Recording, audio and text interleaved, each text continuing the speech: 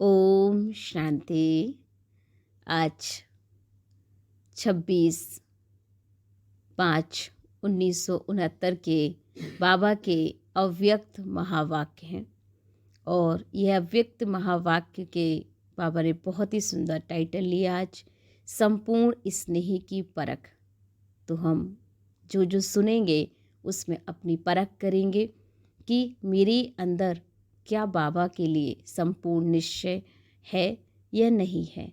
तो वो सारी परख कैसे होगी, तो उन महावाक्यों को हम 3 रिश्तों के माध्यम से समझेंगे। तो बाबा ने कहा पहली बात कि अगर बाबा में निश्चय बुद्धि है, लेकिन जितना बाबा में निश्चय होता है उतना बाबा के क्या फरमान पर भी निश्चय बुद्धि होकर चलते हैं। भाई अभी बाबा ने कहा 50% अवस्था है, लेकिन बाप में निश्चय तो 100% दिखता है। लेकिन बाबा की आज्ञाओं में निश्चय बुद्धि होना, उनके फरमान पे चलना, इसकी परसेंटेज तो 50% ही देखी गई ना।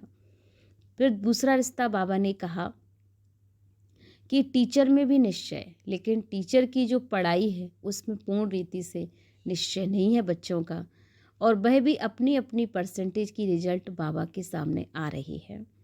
फिर तीसरा बाबा ने कहा कि सतगुरु जो शिव बाबा हमारा है, तो सतगुरु के साथ भी निश्चय, लेकिन उनकी श्रीमत पर चलना, उसकी टोटल रिजल्ट बाबा ने कहा अभी 50% ही दिख रही है बच्चों में। अभी वो 100% वाली स्टेज नहीं है, क्योंकि बाबा को प्यार करना, लेकिन बाबा की बात का पालन करना, इसमें बहुत फ़र्क दिख रहा है। क्योंकि प्यार का स्वरूप ही होता है कि जो उसको पसंद वो मुझे पसंद है। तो जो बाबा की को पसंद है कि बाबा बच्चे मेरी श्रीमत पे चलें, वो बच्चों में अभी रिजल्ट बहुत कम दिखी बाबा को। फिर बाबा ने बहुत ही अच्छी बात रखी है कि अब बच्चों को स्नेह है, लेकिन स्नेह की परख कैसे की जाएगी।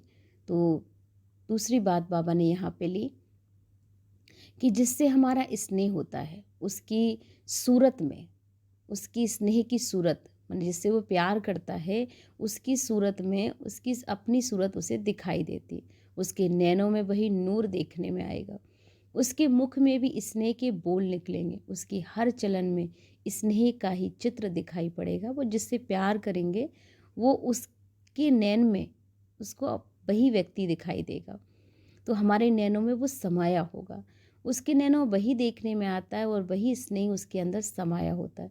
ऐसी अवस्था बाबा ने कहा अब बच्चों की होनी चाहिए, और वो संस्कार भी बच्चों के अंदर दिखने चाहिए।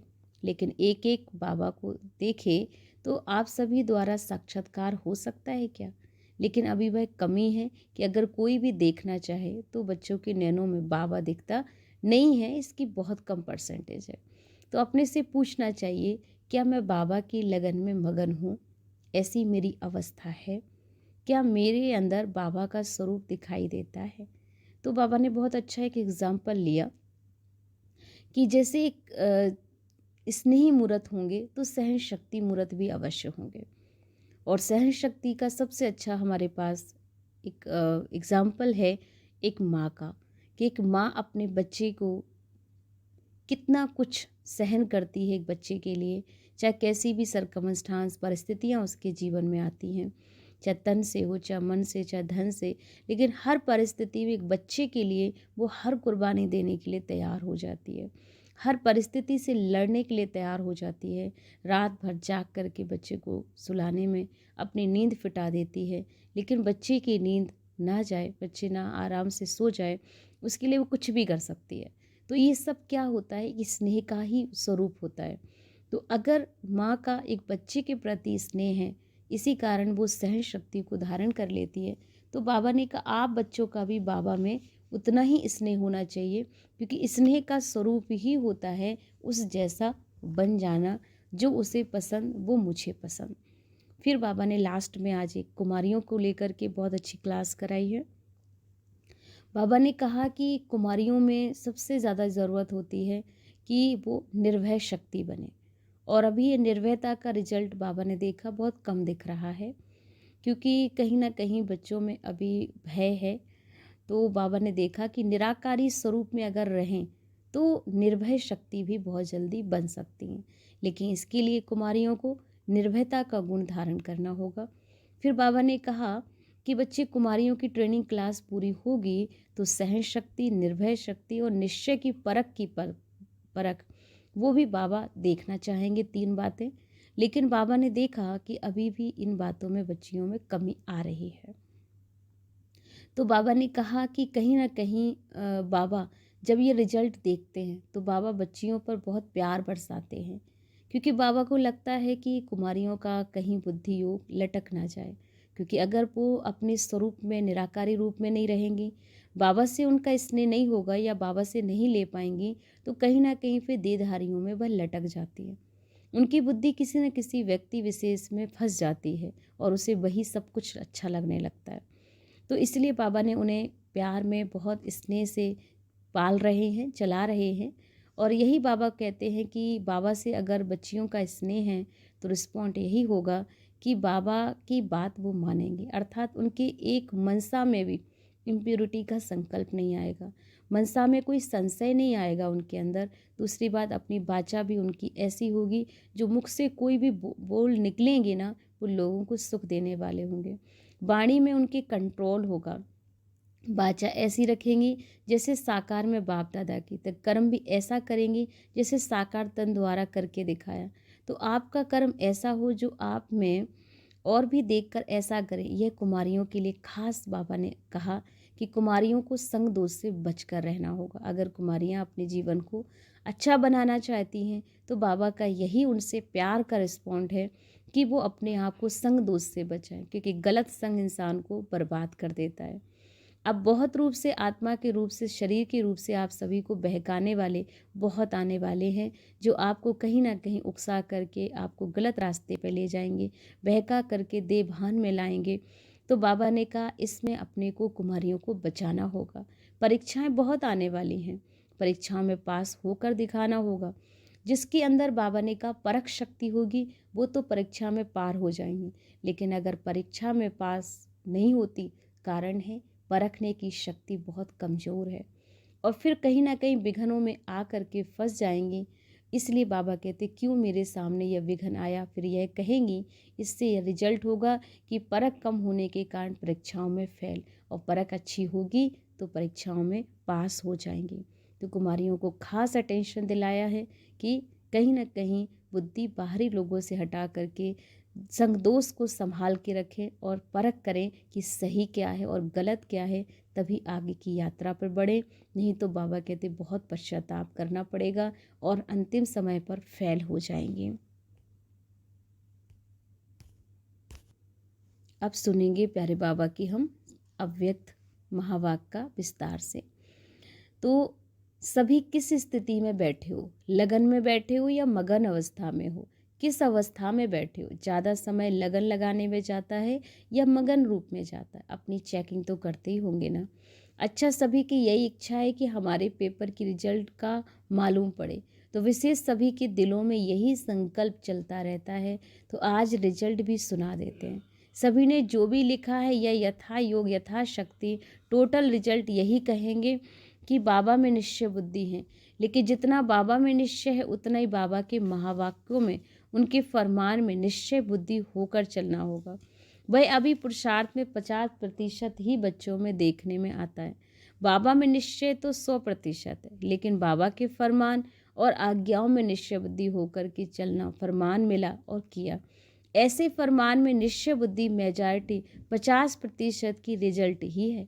ऐसे ही टीचर में निश्चय है, लेकिन उनकी पूरी पढ़ाई जो है उसमें पूर्ण रीति से चलना, ये अपनी अपनी परसेंटेज की रिजल्ट है। ऐसे ही गुरु रूप में भी सतगुरु है, वह यह भी पूरा निश्चय, लेकिन उनकी श्रीमत पर चलना, उसकी टोटल रिजल्ट 50% ही है। सिर्फ बाप टीचर सतगुरु में निश्चय नहीं, लेकिन इस निश्चय के साथ साथ उनके फरमान, उनकी पढ़ाई और उनकी श्रीमत पर भी संपूर्ण निश्चय बुद्धि होकर चलना होगा। इसमें कमी है जिसको अभी भरना होगा। स्नेह की निशानी क्या होती है, संपूर्ण स्नेह की परख क्या होती है, उनका मुख्य लक्ष्य क्या होता है, आप सभी ने जो सुनाया ना वह तो है, लेकिन फिर भी वह स्पष्ट करने के लिए जिसके साथ जिसका स्नेह होता ना, उसको सूरत में उसी स्नेह की सूरत देखने में आती, उसके नैनों में वही नूर देखने में आता है, उसके मुख से भी स्नेह के बोल निकलते हैं, उसकी हर चलन में स्नेह का चित्र देखने में आएगा, उसके नैनों में वही देखने में आएगा, उसमें वही स्नेह समाया हुआ होगा। ऐसी अवस्था होनी है। अभी बच्चों और बाप के संस्कारों में बहुत फ़र्क है। जब समान हो जाएंगे तो आपके संस्कार देखने में नहीं आएंगे, वही देखने में आएंगे। एक एक बाबा को देखेंगे और आप सभी द्वारा बाबा का साक्षात्कार होगा। लेकिन अब अभी वह कमी है। अपने से पूछना ऐसे स्नेही बने हैं, स्नेह लगाना भी सहज है, स्नेह स्वरूप बनना भी है। फाइनल स्टेज जो पेपर की रिजल्ट सुनाई, एक तो यही कमी है। दूसरी बात है, सभी ने लिखा है उसमें सहन शक्ति की भी रिजल्ट है और वह बहुत कम है। जितना सहन शक्ति होगी उतनी सर्विस में सफलता होगी। संगठन में रहने के लिए भी सहन शक्ति चाहिए। फाइनल पेपर जो विनाश का है ना, उसमें पास होने के लिए भी सहन शक्ति चाहिए और वह सहन शक्ति की रिजल्ट मेजॉरिटी में बहुत कम है। इसलिए उसको अब बढ़ाओ। सहन शक्ति कैसे आएगी? जितना जितना स्नेही बनेंगे, जितना जिसके प्रति स्नेह होता है तो उस स्नेह में शक्ति आ जाती है। स्नेह में सहन शक्ति कैसे आती, कभी अनुभव किया? जैसे देखो कोई बच्चे की माँ बच्चे पर आपदा आती है और माँ का स्नेह, तो स्नेह के कारण उसमें सहन शक्ति आ ही जाती। बच्चे के लिए सब कुछ सहन करने के लिए तैयार हो जाती। उस समय स्नेह में कुछ भी अपने तन का व परिस्थितियों का भी कुछ फिक्र नहीं रहता। तो ऐसे ही अगर निरंतर स्नेह रहे तो उस स्नेह के प्रति सहन करना कोई बड़ी बात नहीं होगी। स्नेह कम है इसलिए सहन शक्ति भी कम है और यह आप सभी के पेपर की रिजल्ट है। अब 1 मास के बाद रिजल्ट देखेंगे और 3-3 मास बाद पेपर आता है। यहाँ 1 मास बाद इसी रिजल्ट को देखेंगे स्नेह रूप में कितना बने हैं। मुख्य निर्भयता का गुण जो पेपर में नहीं दिया था, क्योंकि उसकी बहुत कमी है। 1 मास के अंदर इस निर्भयता के गुण को भी अपने में पूरा भरने की कोशिश करनी है। निर्भयता कैसे आएगी, उसके लिए मुख्य क्या पुरुषार्थ करना होगा, तो बाबा ने कहा निराकारी बनना होगा। जितना हम निराकारी अवस्था में होंगे उतना निर्भय होंगे। भय तो शरीर भान में आने से होता ही है। 1 मास का चार्ट पहले भी बता देते हैं। कुमारियों की ट्रेनिंग क्लास पूरा होगा तो यह भी पूछेंगी सहन शक्ति, निर्भय और शक्ति निश्चय की परख जो बताई वह कहाँ तक है। इन तीनों बातों का पेपर फिर लेंगे। कुमारियों से बाप दादा के स्नेह विशेष क्यों होता है, क्योंकि कौन सी खास बात है जो बाप दादा का एक खास स्नेह रहता, क्योंकि बाप दादा समझते हैं अगर स्नेह इन्हों को ईश्वर स्नेह नहीं मिलेगा तो और किसी के स्नेह में लटक जाएंगे। बाप रहम दिल है ना, तो रहम के कारण स्नेह है, भविष्य बचाव के कारण विशेष स्नेह रहता। अब देखेंगे बाप दादा का स्नेह का जवाब क्या देती है। अपने को बचाना है, यह बाप दादा के स्नेह का रिस्पॉन्ड है। किन किन बातों से बचाना है मालूम, एक तो मनसा सहित मेजॉरिटी प्यूरिटी हो और मनसा में कोई संशय ना हो। दूसरी बात बाबा ने कहा अपनी बाचा भी ऐसी रखनी जो मुख से कोई ऐसा बोल ना निकले। बाणी में भी कंट्रोल हो, मनसा में भी कंट्रोल, ऐसी बाचा रखनी है जैसे साकार में बाप दादा की थी। कर्म ऐसे करना है जैसे साकार तन द्वारा करके दिखाया। आपका कर्म ऐसा हो जो और भी देख करके करे। यह है कुमारियों के लिए खास। और किससे बचना है, संगदोष से भी तो बचना है ना। एक और विशेष बात है, अब बहुत रूप से आत्मा के रूप से, शरीर के रूप से आप सभी को बहकाने वाले बहुत रूप से आने वाले हैं, लेकिन उससे बहकना नहीं।